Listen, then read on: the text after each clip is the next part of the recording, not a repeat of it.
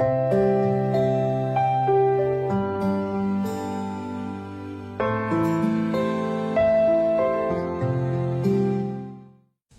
you see the picture Oladele sent yesterday? Did I show you? Let me show you. It was massive. How could they keep such Everybody pictures? Everybody had a past. Well, how could they keep such a picture? Let me show you. Even when I saw it, I was like, oh my God, look at that. It doesn't make me look nice. That's a good thing about that's standing next to someone who is really, really big. So even if you are, it doesn't really show. See how I look there? You look tiny. That's something else, man. You know, we never really got into this love languages thing. You get your kicks when you do that. So now start. Hi everyone, welcome to Super Homes. We didn't even say hello. Hi everyone, welcome to Super Homes. So today we've been wanting to talk about love languages, and every time something else would happen. So today, we have been laying the foundation for it. So now today we're going to talk about love languages. This thing was a book by a gentleman called Gary Chapman. Huh? Yeah, Dr. Gary Chapman. He wrote a book. He's a relationship guy. And he wrote a book on love languages. And one is words of affirmation. Another is acts of service. One is receiving gifts. Then quality time. And then physical touch. And the whole idea is this. Everybody has their own love language. And if you are not speaking to a person's particular love language, you may be doing all you can possibly do, and they still will not feel loved. What's your love language?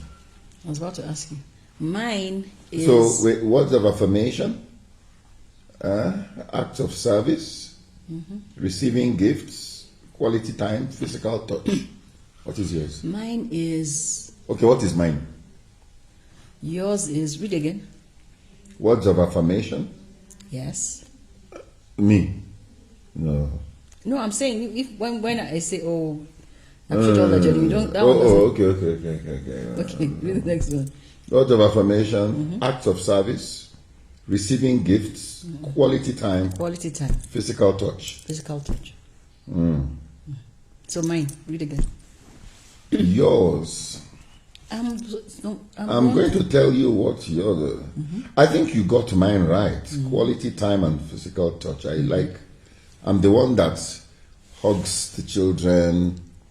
And then they fully terrorizes me. Then I say, go and try it. Every night. It's exhausting. What? You said she terrorizes you. I said every night. It is exhausting. She comes to our room, she pulls the stools, she removes the blanket, she runs away. This is a 21-year-old child, not a 5-year-old. And while she's doing this, what is her father doing? He's laughing hysterically. Anyway, go back to love language. They say that it's because she's the girl, so that fathers and daughters have... Who said, no, even with my boys. Okay, love language.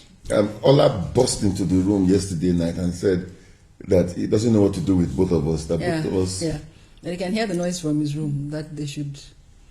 So during that time, you know what I do? I just spend my time praying, and I keep praying until she leaves her room, because all I'm hearing is her laughing and him laughing. That's all I hear. So I use that as my prayer time before I sleep. That time when they're making noise. You're making us look like we're the devil. You need to pray for. What's the problem? Go to love language. So mine is the quality time and physical touch. I love when we spend quality time together. I think yours is also quality time. Yours is definitely not physical touch. Quality. Well, that sounds bad because no, it's not that. It's not. Okay, read the other things. Read the No, I'm getting there. words of affirmation. I know quality time. I know that words of affirmation, that works for you. And then particularly, I think acts of service. Yeah. You know, for me, I love you is not just words. I love you is that you do something. Mine is not gifts. I don't. I'm not into. But your daughter is gifts. We're talking about me. Okay. I'm not into gifts. You know, I'm that kind of a person. I'm not going to be upset if you don't get me something, but I'm particular about what you do. But I do get you gifts. Yeah, I'm saying that is not my love language. No wonder. So guys, you understand now, you can go and buy a diamond ring, you can put everything together. If that is not the love language, I'm sorry for you. If you buy a ring, I'll be offended. I'm like, you mean you had money to buy this kind of thing? I did not. No, I don't want. I don't want. There was a time many years ago when my husband used to do this thing. It was so annoying. Really? He used to call it something about the good life. So he goes to, you know how fuel stations have they have shops, you know. Some fuel stations have like tiny grocery stores. So there was this particular time at the time where this particular fuel station, this particular chain of fuel stations, they had things like, you know, chicken, bread, just everything, you know, like if you forgot to buy things and you are going home. 20 years ago. So my husband would go and say, he would come home happily that now he's gotten me the things, the good life. And he has bought, you know, shopping that you're supposed to buy in the market. Open market. But he goes to a fuel station. I didn't see any love in it. I was always upset. I used to do it regularly. Why were you upset? Because if you gave me that money, I'd have bought a third of those things for the same amount and I'd have kept the change. So for me, that was a waste of money. So what was getting you angry was that you couldn't keep the change? What was getting me angry was how my husband is wasting money. You see what I'm saying, people? Yet, I have and he would come out so happy. Because I think I have done something that my wife will appreciate. How do you buy chicken at the petrol station? Because it is sold there. It was not put there for robots now. Chicken, it was sausage. put there for human beings to buy. You know, if, you know, maybe it's a public holiday tomorrow, we forgot to buy bread and milk, we can stop by the fuel station and just buy bread and milk and eggs. You understand? Chicken. Okay. You know, I don't even know what those people were thinking to put all those things there. They put it there chicken, for people. Sausage, rice. And I was good. Well, thank God this was 20 years ago and this is coming out now. And you didn't show me then that you were very angry. I used to complain, but you'd be like, don't worry. You didn't get it. You didn't get it. So here I was, trying to be that nice, loving husband that will come home and have surprised my wife with all these lovely things for the house, and then she's angry. Stocked the house with things from a fuel station. What is wrong with the fuel station? I'm explaining. I'm telling you that it was a third of the price. They were selling it for 3 times the price what you would have bought it for in the supermarket or in the market. But the important thing is you got it. Okay, so wait, thank God. Wait. I don't do that anymore because no, wait. That's what we can it's because I don't go out. Look, the important thing is it was 20 years ago. And guess what? Glory be to God. We did not become beggars because I spent that money that you did not keep. So how about that? No, but anyway, we have left that. Let's leave that and move on. You know, I'm even getting upset now. The upset I should have been upset 20 years ago. It's now coming. It's now coming. Eh? Okay. So, what are you going to tell the guy that has listened to us and wants to surprise his wife and now goes and buys things? Isn't what is important the thought and that he bought the things? What is important is not where he bought it from. You're talking about the love language. If he buys those things from wherever to show that he cares.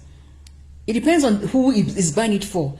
Like for me, I didn't appreciate, even though you bought the thing, I didn't appreciate where they were gotten from because of the amount of money that was wasted.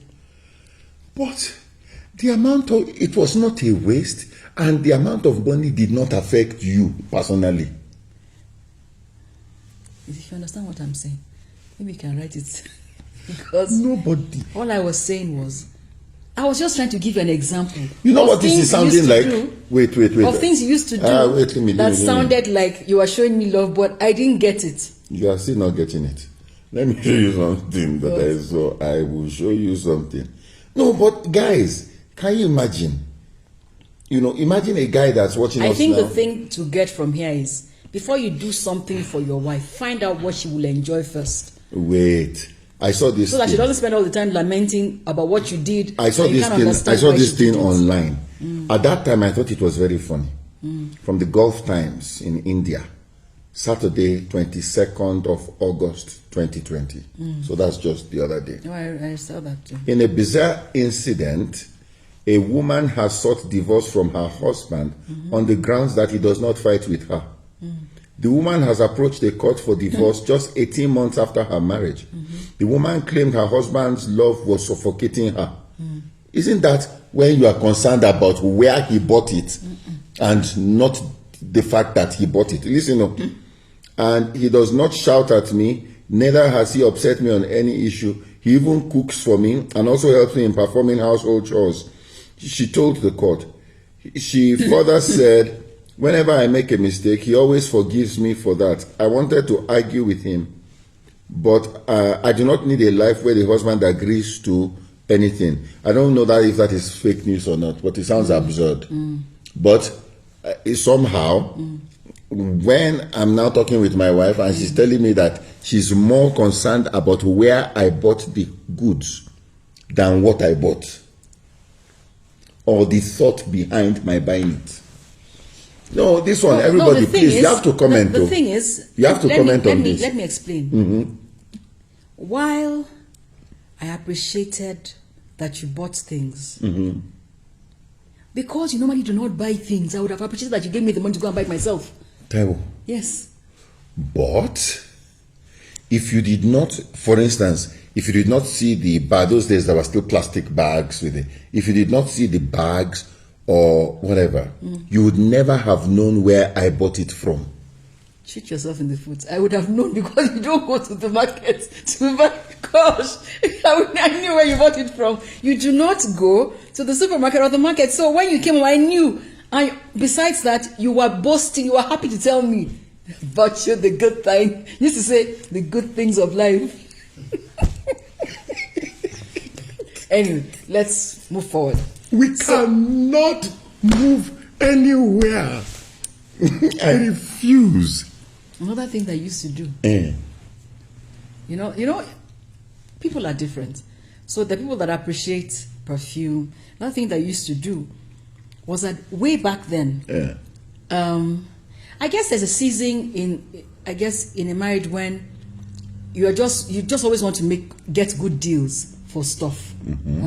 And my own good deals were always things to do with the house, groceries and all that. So whenever we traveled out of town, you know how when you're traveling out of town, all those by the road, they're selling yams, potatoes, all those places. Every time we traveled, nothing would have made me happier, given me greater joy, than I would just stop somewhere and I buy potatoes, tomatoes, onions, red bell, carrots, buy all those things. Because when I get to town, I will buy a fifth of those things for that same price. And every single time, without fail, I would say to my husband, I beg you, please, when we're coming back, since when we're going, you will say we're in a hurry. When we're coming back, can we stop? Sometimes he will say, I know. Then sometimes he will say, okay. So if we now came back before it was dark, and I say no. So can you imagine how I would feel? We'll be driving past things I need in my house. Can I tell you something that makes me angry? Tell me. Why do you always hold tissue in your hand like this? This is a small thing. I put it down. I had a bit of my. I have never understood you always hold tissue like this. You know, we are talking about love language. Yes, that's part of love language. That Let's stay on track. So I'm just trying to say, you know, if but for the fact that I knew that my husband loved me, that thing is offending me very much. That thing of driving past things that I wanted in the house. Maybe I'm just that kind of woman that I just want to make a good deal when we are buying stuff for the house. Is the so deal, for me, showing me that you loved me would be, don't buy things from the petrol station. Give me the money. Number one. Number two, when we're traveling and we pass anywhere where they are buying things, stop. So now, fast forward almost 28 years later.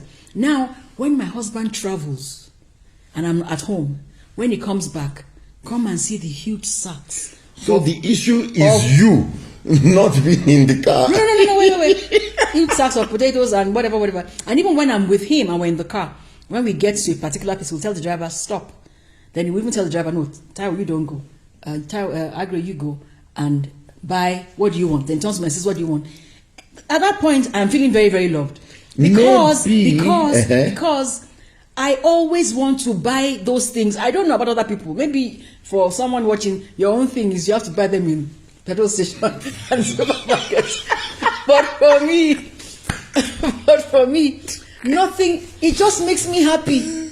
You know, I don't know if I've ever told you, I love open markets. I don't get to go often, but I love, and I love to get a good deal. So now, when we're traveling somewhere and you stop and tell them to buy, I am so happy. And yes, and then when I don't go with you, I come back, and one time he came back with about a 50-kilo bag of potatoes. Man, I was dancing. It was, I hugged him. My husband, I love you, because for me, that means that you had listened to something that I care about. You know, somebody else may be thinking, you see this crazy woman that like you. But for me, it just touches my heart. And that is the key. So the moral of this story is, find out what your wife or your husband interprets as I love you, and then do it. So for me, so these days, I have no doubt that my husband loves me, because whenever he travels, let me tell you, the one that shocked me, he even bought fish on the road. I was like, where? I mean, amazing. So I am happy you have understood one of the things that was important to me. Have I understood anything? You know, this, guys, please, you have to comment, share. I want to hear comments. How am I guilty for wanting to just buy things into the house and make my wife happy? Now, when you were in America, when we lived in America, which open market did you use to buy things? There was the Pike Market in Seattle, where they used to sell fish. How many times did you drive past and say, oh, yeah, stop, let's... Pike Market was a tourist attraction. You know how happy I was when we went there? I know how happy I was when we bought something when we went there. Yes, so, and there were this, what do they call it? Ethnic stores, you know, where they sell things from your country. That was the closest to an open market. And then whenever we saw things like sweet corn on the road, and we stopped to buy it, this is America, I was so happy. So you are, you know? A village girl. Yes. Yes. I'm not a village girl. I'm actually for real a Lagos girl. But anyway, but maybe not your typical Lagos girl, but you know, anyway. You know. So okay, so let's skip me now. So you. What are the things that you would like me to show you? No, my own. I think I've said it before. The greatest love language is that you don't stress me. I think that is it for me. Is that you don't stress me. Maybe the reason I didn't like stopping at the side of the road was because that time it was a nagging issue. You always wanted to stop. No, I never nagged. I'll just say, because I knew that it was for But whatever even reason. if you are I would nagging, just say, that nagging doesn't mean you are shouting. You can say it softly. No, I'll just Can we ask. stop? No, First time, wait. No, I never said Second more than time. once. Never more than once. Because I knew you heard me the first time. Yeah, but then the next time I'm traveling, or we're traveling, can we stop? Only once. Can you imagine every time? Just once, and you never stop. So maybe that once has accumulated and it has become nagging. You don't have a point. What is your... So, have we finished this topic? I don't even know. Anyway, I think what will happen is, guys have to comment. What is your take on this matter? I think the important thing is, we say this over and over again, it would be easier if you understood, if both partners, if I understood what you interpret as that I love you. Because for me, the what, fact that I am even buying those things, you are not expecting them. And like we said, this was 20 years or so ago. So I'm just under 10 years married. I'm buying things, That was a big deal for me. That was he always came me. home very, very happy. Very happy. So why would the place I'm buying it overshadow the fact that I am buying it? We have some elders in the house who have been married for 40 years. Ejoma, we are begging you, man. Please comment on this matter. It was because at that particular time, we used to have a really full house, if you remember. Where we had a very full house. And I was always planning meals and all that. So I would really appreciate, it would have helped my peace of mind if I had all those things and it could stretch. But you still lost nothing, because the fact that I was buying those things, if you still needed any other thing, you would get it. Okay, let's just leave this story. The good thing is that it has stopped happening. So I don't miss the point. That stopped happening because he finally understood. Now, my husband would not go to a fuel station and get a basket and start shopping for the month. You wouldn't do that. And because now we have people who will do the shopping. If I told you to buy me something, would you go to a fuel station? It is the most convenient place to go. You wouldn't get the things I needed from a fuel station. Then I will send the driver. It is convenient. You drive, you get there. No, you I pick I don't want us to lose the point. Let's just we are zeroing in on the point. We are not losing it. Because if I go to listen, I go to the mall. I go to the hub. Whatever. First, all the security before you get in. Then outside. Then the driver drops me. Go and park. Then security. Just too much wahala. Whereas the fuel station, I get out, I pick my things, Thankfully, I get back in the car. The fuel stations now don't do that thing anymore, where they're selling things that they have no business selling. So at least that can happen. Some of them. Let me say that not now 20 years ago, now like maybe say 15 years ago, when my husband and I began to go with me to, to the supermarket, whenever I went with me, I was happy. But whenever I went with you, I was sad. I was sad. No, let me tell you, as a guy, you can't remember. Let me tell you. No, you're forgetting. What you used to do. Whenever I went with me, I was happy, even though I was still maybe complain a bit about the price. That's just a woman thing. When you go to the store, you look at milk. This one is just let me finish. This one is 50 shillings. This one is whatever. So you know how much so it's just a woman thing. But whenever I would go with him, when we used to go to Tuskys, I used to be happy. He will just tell me, give me the list. So I just give me this and I follow him.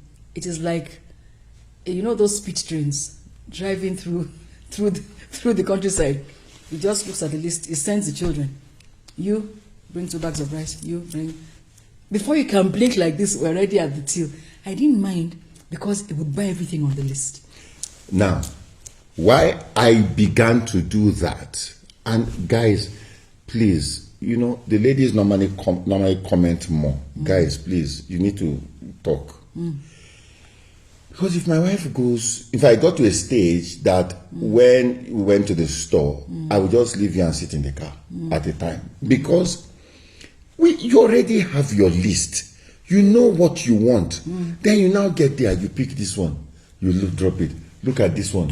Pick this. And then you spend 10 minutes on one item. So I decided this thing is going to cause wahala. So I found out, okay, the best way to deal with this is give me the list. And then I just go in, 10 minutes, we're out. Okay. Thank you. So as I was saying, I don't mind that. I may be a bit upset that, oh, that one was 3 shillings less, but at least we're buying it from a place that is a place to buy those things from. And yes, fine, you will buy it. You know when you go to women, you know this. Sometimes there's a sale. So something that maybe you normally would not have bought is on sale. So you will look at it and decide, if you buy 3 of this, you get, maybe 1 of this, you get 2 free. Stuff like that are the things that women do. It's not a man's, it's not a man's, what's that word? Okay. So anyway, we have moved on. So I think that we come to the end of today's show. This is how shopping can destroy your relationship. How shopping. It didn't destroy. It didn't destroy, but it had the potential to. If I was not a very nice guy. So, men, I know we say, some of these things, I'm sure we say them over and over again. Let's just pay attention. What makes your wife happy? That is what you focus on. What you want is to make her happy. So now you are very happy. But even now, you have the children will go and do the shopping and all that. And so when my children go and shop, they're my children. When they go and shop, whether it is Ola or Funla, when they go and shop, they will come with the best bargains and deals. Those are my children. So Tommy didn't go. Tommy is like his father. He will just pick, boom, boom, boom. He will buy the most expensive thing. He will just pick. He's in a hurry. But if Kalpa goes with him, she will buy. But for Fumi and Ola, I just write the list and I can sleep. They will go there, they will weigh the prices, look for the best. Yeah. So guys, it's been real. It's been a real conversation. Let's know what you think. And share. A lot of couples, you'll be shocked at how shopping can destroy their home. So it didn't. No, but you have the shout outs. So, but I think that was a really nice session. What do you think? Yeah. So whatever it is, and if your wife is the one that likes gifts, your job is easy. Just with buying gifts. I remember that on my last birthday. Fulaya said that it's nice being your wife. My last I was birthday, planning with my daughter. Yeah. So when everybody was giving me the gifts and all that, I was so touched. I was really, really, really touched. Gifts are not my thing, but I was taught that they all, everybody gave me some. I got perfumes, wristwatches. What else did I get? Perfumes, wristwatches, stuff like that. I was very happy that they gave it to me, and I appreciated the love that was put into it. You didn't care. You didn't care where they bought the wristwatches from. It's not my thing. The truth, if they had bought it from a cheap store, I wouldn't know. I'm not that kind of person. I'm not that. They don't buy good watches in cheap stores. I am not that kind of person. So there are some things that will not bother me. That will not. There are some things that won't bother me. So for me, I'm good. Whenever my husband travels out of the country, he always buys perfume. I'm happy, I'm happy, to receive perfumes. I like them. He buys all the time. So what will happen is that I will have more than one. So I would not miss perfume unless I finished everything. Which is impossible. You get the point I'm making. So which It's impossible. But at that point, you don't. Okay, we are going to have to stop this because then you are not bothered about where I bought the perfume from. Let me explain. My husband loves colognes, so it is his thing. It makes him happy. So when he buys, because it gives him so much joy, he buys for me too. I am happy. But what I'm trying to say is that, and don't take this wrong. If he didn't buy me perfume, I am fine too, because he buys so many that it will take me a while to finish it. But you get the point. That he loves colognes. When he travels, nothing gives him more joy than when he comes back. He's giving everybody, I bought you this perfume, this perfume, this perfume, this perfume. Because that's his thing. He likes it that when he's gotten dressed, he can choose Fahrenheit, Angel, I don't know what, all those names, Jan, all those names. How can you call my designer perfume Jan? I can't remember the name. I didn't want to say. And you go Jan. Super. Shout out. All right, Susan Balogun. You said how I wish my home could be remolded to suit my aspiration and lonely. Don't worry, Susan. Don't give up on this, okay? Don't give up on this. And I think Ty was written something, and of course, Princess Esther Iniolua. We thank you all for being here. That's why we're really, really happy. My good friend since school, Ricky. Rika, you're the best. I hope you're still singing though. Now that you're a judge. You're a judge. Hope you're still singing. So I want to just do a shout out to those people. There's some really, really nice comments, and thank you. Please keep the comments coming and just share.